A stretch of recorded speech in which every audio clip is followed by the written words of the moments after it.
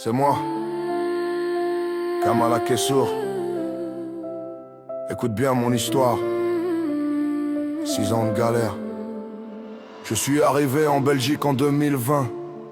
Une semaine avant que le monde s'éteigne, le virus arrivait comme une tempête dans la nuit.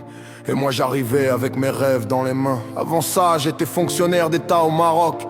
Une vie stable, un avenir déjà tracé. Mais le corona a frappé comme un choc. Et tout ce que j'avais construit s'est cassé. Je suis venu avec ma femme et ma fille de 2 ans. Un cœur plein d'espoir et un futur à bâtir.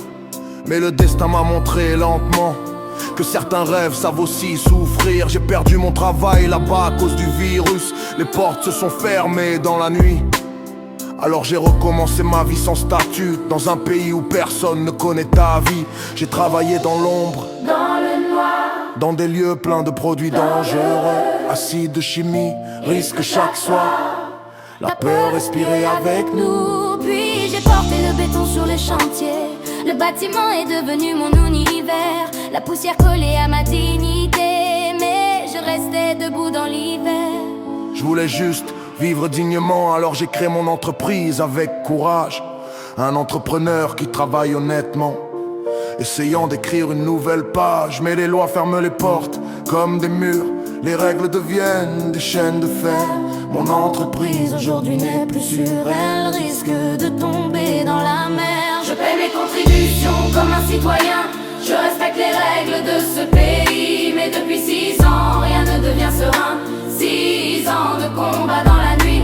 6 ans de dossiers et de procédures. 6 ans à chercher un titre de séjour. Mais les réponses tombent comme des murs.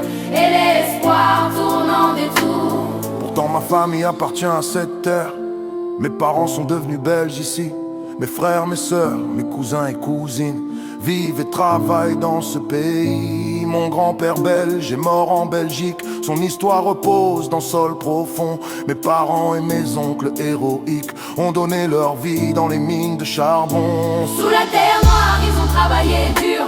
Dans la poussière, la chaleur et la peur. Ils ont laissé leur santé pour ce futur, pour construire la richesse et l'honneur. Et aujourd'hui, moi je marche dans la galère, comme si cette histoire n'existait pas.